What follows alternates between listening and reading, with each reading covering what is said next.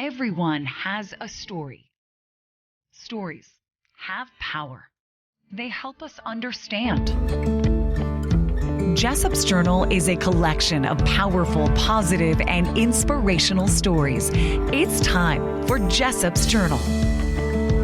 Hi, I'm Doug Jessop. Welcome to Jessop's Journal. In this episode, I sit down I throw them in my co-host's hair. with the godmother of lifestyle television, Miss Nisha Degari. She has an incredible story about being in front of the camera. Well, in the spirit of equal time, I sit down with the ever-positive Marchelle. She's the person that makes sure that everything behind the scenes happens on TV. You're not going to want to miss the inspirational story of this episode. It's a story of two brothers in arms that go above and beyond the call of duty. And of course, we have music from Jay Warren. But first, Nisha Degari. Nisha, it's time to sign into Jessop's Journal. I would love to.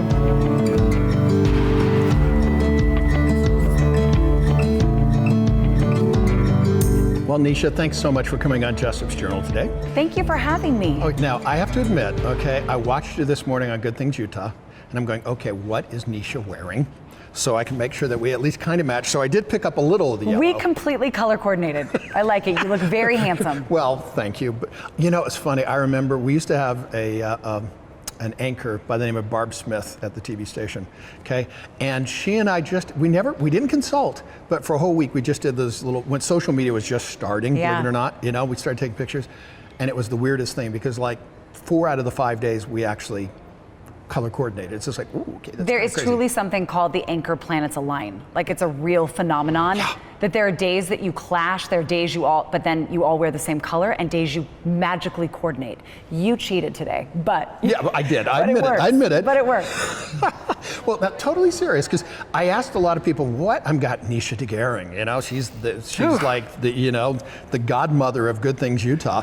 What question should I ask? So there were a couple of questions that people wanted me to ask. So first off, totally serious, do you guys coordinate what you're gonna wear? No.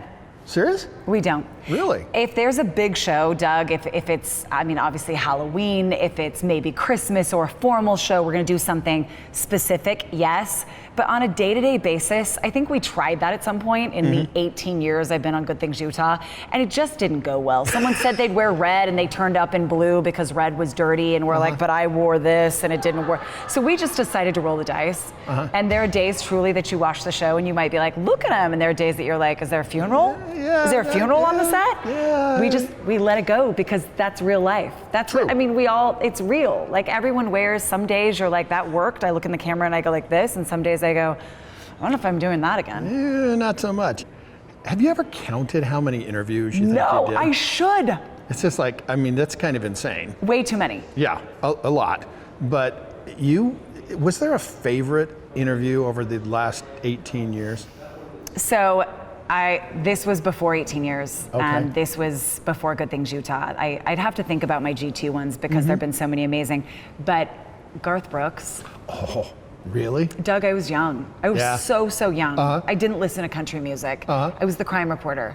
And they sent me to interview Garth Brooks, who had just sold out Central Park. I mean, insane concert in the late 90s. He comes to Utah, sells out 5 nights at the then Delta Center. And I'm doing some carjacking or something, and they reroute me to go interview him at the Delta Center. Yeah. I'm in capable Ann Taylor shoulder pads. Like I am 20 something and I want to be big. I have the bob. I am very serious about my reporting duties. Right. I know nothing about country music, like nothing. So I sit down with Garth Brooks and I decided to be honest. I said, I'm sorry, like I know who you are, but I don't know very much about you. Okay. Like that's reporting 101 that you don't say that. Yeah, well, you fake it till you make it, right? You Uh-huh. fake it. And he was so kind. He was so, let me tell you about me. And let me tell you why I do what I love. And his animation, it felt real. It didn't feel stilted. It didn't feel rehearsed. And I said, what's it like to be on stage? And Garth Brooks goes, he looks around and he goes, I can't tell you, I have to show you. You're coming on stage with me tonight. Serious? And I said, that's okay, sure. And he goes, sure, no, okay. goes like Yeah, this yeah. to his people. He goes, she's on stage with me tonight, get her 2 tickets. I went to the concert. Yeah. He pulled me up for the encore. Yes. I held hands with Garth Brooks at the sold-out Delta Center on stage right before he sang I Got Friends in Low Places. And I was at the pinnacle of my career. There you go. Right there. Right there. I could have died and gone to heaven and been fine. I didn't even really know Garth Brooks and the impact that he had on country music, and it was a moment I will never forget. Virtual fist bump. But right? Yeah. So he came back real quick, the end of that story, 4 years ago, first time he'd been back, now Energy Solutions, I got to go interview him. Yeah. I see him, and I said, while they're miking him up, I said, I have a story for you. There was a little reporter in Salt Lake years ago, 2 decades ago. She knew nothing about country music. And he says, yes, ma'am, yes, ma'am. And I said, you not only told her what it was about, you took her on stage and held her hand to show her how it felt. And he goes, you still have a job. And I said, yeah, serious? and so do you. I go, you're still singing. And we had a moment and like, we hugged, it was before COVID. Thank heavens it was before COVID. One of my favorite like connection, because that's what I do. Like I tell stories, I tell other people's stories. Yeah. And he taught me about connection and making a connection with a stranger that really was like, I don't know you. I was there to do the interview, but I learned from Garth Brooks. Isn't that crazy? Yeah. I mean, because all the things you look at and the different kind of people we get to meet. And you know, it's funny, and I haven't done nearly the amount of interviews you've done, but the thing that gets interesting, and I gotta think you get this one too, it's like everybody says, granted, they don't know all the stuff we go through behind, but you've got such a great job. For sure. So we do. I have a great job. I'm so lucky. What is the favorite thing about doing what you do? I have the most interesting view of Utah and our state and the people in it. I'm inspired every day. I meet people doing incredible things. When my day isn't going how I wish it would, I sit down and someone tells me about their life and their story, and I'm able to share that with our viewers, and it changes my life. And that doesn't happen now and then. It happens at least once a day. I always say, Doug, if this all ended tomorrow, I'd be the luckiest. I'd be okay. Yeah. Because I've had the best journey. Like I really have. I was a little girl when I walked into Channel 4. I mean, I was straight out of college and adorable and blonde, and could I do this and could I? It's so competitive. Oh yeah. I mean, my parents did not want me to go into this. Did not. And I so wanted to prove myself, and instead I found myself. Yeah, I can see what you're saying. Now, admittedly, I have field produced with you a couple times, and I've put you in some weird situations occasionally. You have. And I remember once we put a GoPro camera in a little tiny plane, okay?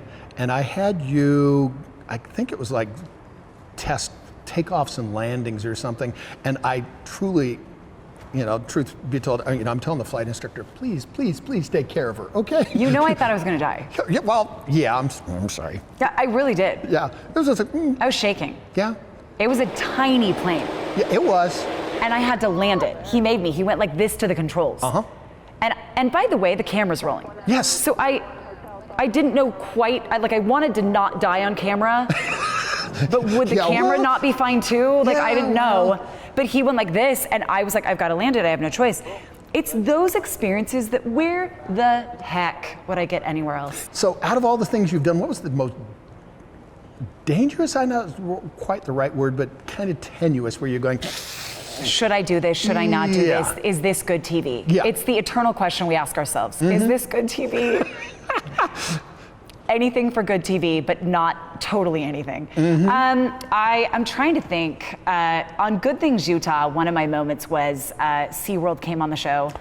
And they brought this huge vulture. Okay. And I'm not afraid of vultures. I was standing pretty close to the vulture. Okay. And they said, would you like to feed it? And again, is this good TV? Of course I would. It has a beak like this size.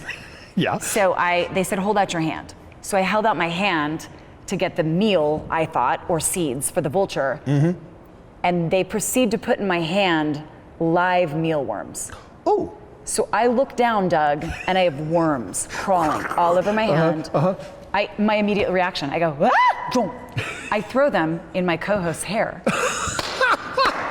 Serious? They go in her hair. She screams. We both scream. The vulture goes up into the lights on Good Things Utah and would not come down. Oh, I was just wondering if you were going to go for the hair. It's like, No. Wow. It went up and stayed. Ooh, So okay. we ended the segment. SeaWorld's like this. I go, I'm sorry. You didn't warn me about the real live worms in my hand. Yeah. No. So that was one of my bugs, spiders, worms, snakes. I don't walk off the set, but I definitely get like, okay, I'm sweating. I'm sweating, and I'm also smiling while I'm sweating, and I don't like it. Because remember that old phrase, never let them see you sweat. Nisha Degari, how do you want to leave your mark? I would love to leave Utah TV a tiny bit better than I found it. I would love to be remembered for being authentically me on and off the screen, for being kind, for not being so distant and caught up in what I do that I forget that everyone out there is why I get to do what I do. To tell stories in a way that inspire people like I'm inspired every day. To be someone my kids can look up to, and whether they ever fantasize about doing this career or not, be proud of. I've had and I do have a dream job, and I feel lucky every day. Well, thank you very much for coming on. One of my favorite inspirational quotes is from Audrey Hepburn. She said, "To plant a garden is to believe in tomorrow."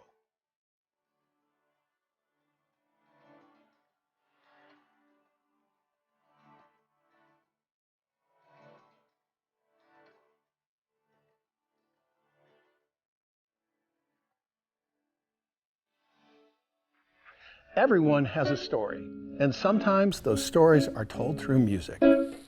Here's Jay Warren and Nate Waite. You know, life has moments. Relationships have moments. And if you play your cards right, with this song, you just might have a Barry White moment.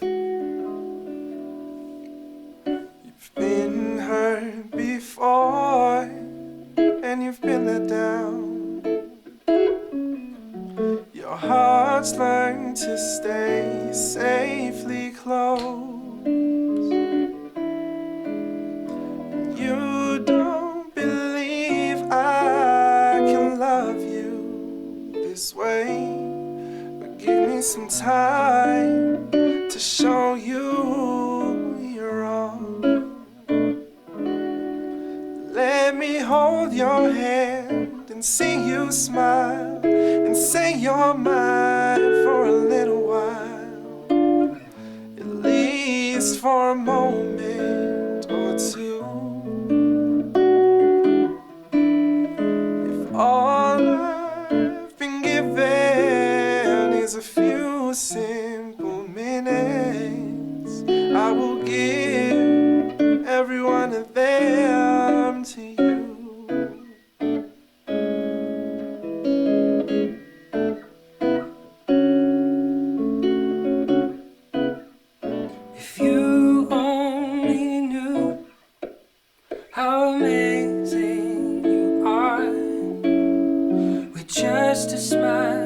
Changed my whole world,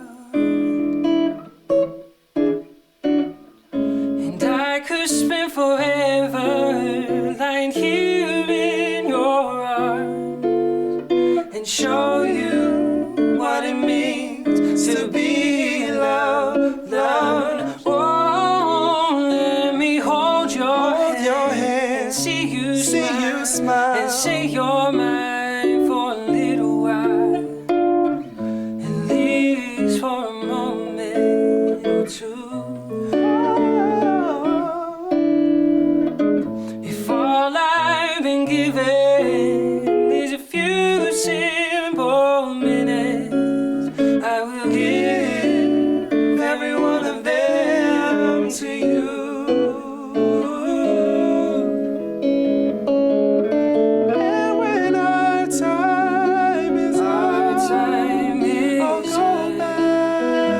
I'll go back to sleep, dreaming of being with you all in this old crazy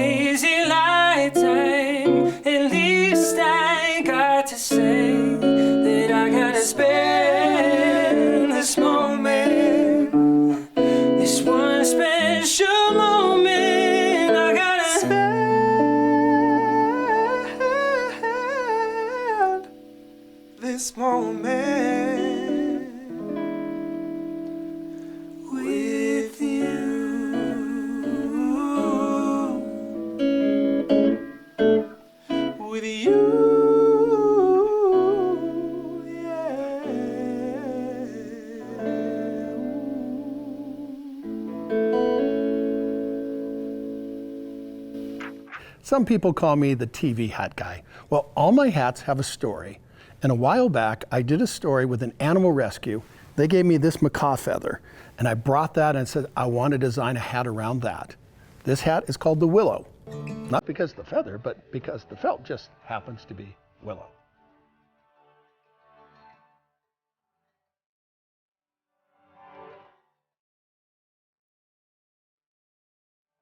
What happens in front of the camera, that's pretty obvious. In this story, you get to see what happens on this side, behind the camera. Marchelle, it's time to sign into Jessop's Journal.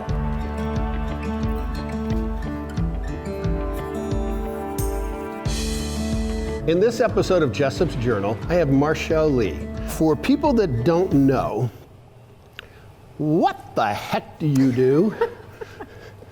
So as an executive producer, I basically am over the 2-hour show of Good Things Utah. It's live from 9 to 11 every weekday.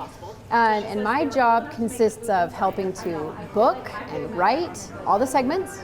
I watch all the scripts, and then during the show, I make sure that everyone is standing where they're supposed to, saying the things they're supposed to say, making sure the guests are all there and accounted for.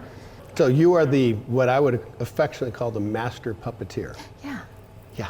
Okay. So there's this one video that I did. Okay. That actually, and I don't think you knew I was doing it. so I came into the master control room, and there's, just so people know, there's this big wall of camera, of screens and everything. There's lots of buttons and a whole bunch of people with AirFeds and a whole bunch of people pushing. And you are basically the conductor, I guess is probably a better way to put it. Yeah, actually conductor is a good word for it, because I'm sitting in the chair, and sometimes I'm sitting in the chair, sometimes I'm on set. And so when you're in the chair, you have your headset on, you're talking to all the hosts, you're talking to the crew, you're talking to any live shots you have, you're making sure everybody knows how long they have to talk, what they need to talk about, where they need to stand. I mean, that's all through the headset. And so yeah, I think conductor's a good word for it, because we come up with the rundown. That's what we call it. The show is the rundown. And then when we take it into the control room, the director is in there with us to help execute it. So it's the producer and the director. So there are how many hosts? So usually we have like 4. Okay, so we have 4 there. Okay. 4. How many camera people do you have? Sometimes it varies. Sometimes we have 3 people on the cameras, because we have 3 moving cameras, and then we have a floor director, and then we have someone on teleprompter. Right. So we usually have 5. Sometimes we have 4 to 6. Okay, what's a floor director do? My floor director is Jay. And he is awesome, amazing. by the way. He's a celebrity. Shout out, Jay. Shout out. Yeah. Celebrity in his own right. Everyone loves him. So Jay is the one listening to me and the director. He gives the commands out on set, and he mics everybody up and mics the guests up. And then once we set up the tables for guests, he picks up the tables with the other crew members, and he puts it on set. And so he goes the extra mile though, and helps to organize the kitchen. Oh yeah. And keeps my head on straight when I always walk into wide shots or drop my rundown. 15 seconds, stand by. To put it into sports terms, I would say that he is kind of the guy that is giving the signal. Yeah. You know, on the sideline of going, who's what the, and it's funny, because when I have people come on Good Things Utah, and everybody's different, but I have a requirement. Now, granted, this was pre-COVID. Right. That everybody that's going to be on TV, unless you've been on TV before, you got to come see a show. Yeah, you do that. Yeah. Because for us, this is what we do every day, and it's no big deal, but can be kind of a little intimidating for other people. Okay, now, how about you can see them, but how about hearing them? So the director and the producer are right next to each other, and then there's glass, and then in a smaller room in the back, there's audio. Okay. Yep. And he turns on all the microphones. He makes sure that that Jay mics up, that he can hear them properly. And then there are the people that are sitting next to you. In the control room, the director's board now of buttons. It's just this rainbow of buttons, and they're pushing all the buttons. They're doing the technical directing while they're directing. This cannot be just a left brain person or a right brain person. You got to kind of put it all together. Yeah. You called me conductor. I think of myself as kind of a circus, like a ringleader, but not. I'm more like I'm juggling. I just feel like I'm constantly juggling and pretend I'm flawless at it. I never drop a ball. For the most part, these shows are live. Yeah. Shows are live. What challenges does having a live show versus having a tape show present? So I have worked on both, and I really prefer live because, Really? yeah, I do. And it's because of the flaws. It's when things go awry, when things are not planned, that is when the magic happens. And I feel like that's when the hosts, which are incredible, and my other two producers are incredible. I feel like that's when the TV magic is made, and those moments are magic. And honestly, you can't plan them and you can't produce them. I'd like to produce them in my head, but when they go awry, they're beautiful. You know, so this is my journal, you know, and it's got marks all over the place. And I have a phrase that says, life comes with scars. Okay? You got one wicked scar. Got a gnarly scar. So I know this sounds funny, and I'm not sure women want to talk about this, but tell me about your gnarly scar and what happened. Oh, gosh, it was, okay, so when I was in Living Arizona, I was producing news, and I would go into a script, and I would leave the script and forget to go back. Or I would be standing there and my arms would go numb, or my legs would go numb, or I'd have memory loss, and I was living with constant headaches. But honestly, I was chalking it up to working overnights, because graveyards they'll do it to you. But then I had one bout of particularly bad headaches, and I went to the doctor, and she luckily ordered an MRI for me, and I went in and I found out that I had something called a Chiari malformation, which is basically a hole on top of your spinal cord and your brain is kind of smushing into it. Oh dear. Gnarly. Not good. So yeah, not good. It's something that you're born with, and I just didn't know, and I'm not sure what activated the symptoms so quickly in Arizona, but it was just a spiral, and it was hard to go to work, and I couldn't do anything. And so I had to get brain surgery, and I happened to be in the best place for it. I had a great doctor and a great hospital. The surgery itself went well, but that night, it didn't go well. And apparently in the middle of the night, I was on 4 doses of Dilaudid, which is basically quadruple the dose of morphine. So I was basically on like probably 16 doses of morphine. And luckily my husband decided to stay there, and he woke up randomly in the middle of the night, and he said my eyes were cockeyed and my face was blue.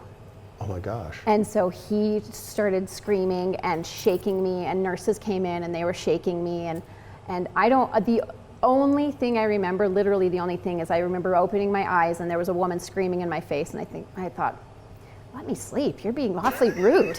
I'm sleeping. Okay. And then then I have this like swipe to my husband, and his face was probably 6 inches from mine, and I just looked at him and thought, he looks like a wreck. I need to stay awake for him because he's a wreck.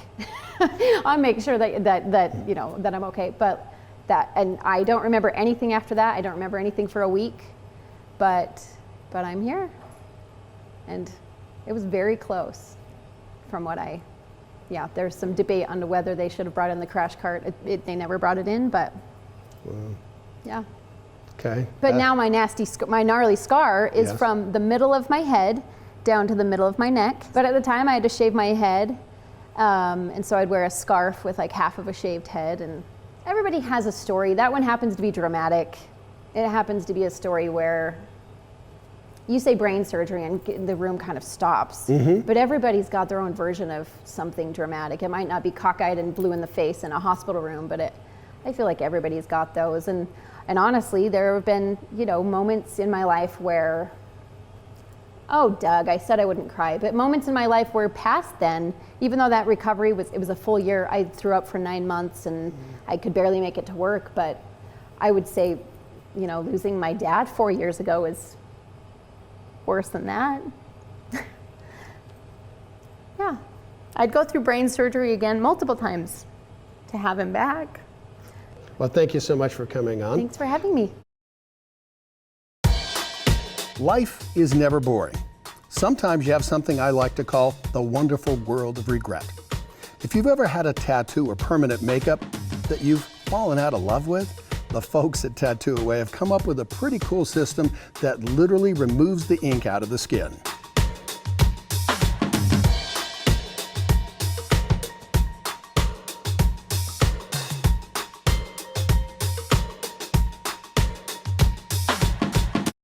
Members of the military have a special bond. In this story, the phrase blood brothers takes on a whole new meaning. Ed Cameron's kidneys are failing. We met while he was getting dialysis. That long tube you see over there on the end right there is the actual artificial kidney, and the blood runs through that. It's filtered, it runs back through, and then it goes back into my body. And they basically take everything out and put everything back in. Ed served in the Army and was stationed in Germany. Coincidentally, Ed's neighbor in American Fork, Spencer Cannon, did as well. We didn't know each other then, but when I found that out, that we had served in Germany at the same time, that made our bond closer. These brothers in arms share a love of music. When I first met Spencer, I remember seeing him sing in church, and I thought, isn't that the sheriff? That's not the only thing they're going to share. Spencer is donating a kidney to Ed. He told me I need to start getting some people tested for kidney donation. And I said, well, I'll get tested, see if I qualify, see if we're a match. It is absolutely incredible that a white person is going to step up to the plate for an average Joe, black person and donate a kidney to save my life. The surgery was successful. Spence, you just saved my life, bro. You made my life better. Visiting after surgery, they're both a little tender, both in body and spirit. Behold, 'tis eventide. At 2% kidney function. He came in at the nick of time, just like a first responder, and he saved my life. I'm grateful, bro. It was the right thing to do. Thank you. You wash your hands, and hopefully you're washing your nose. XLEAR nasal spray washes away bacteria and helps you breathe better. So join with me. Come on, take a deep breath and relax.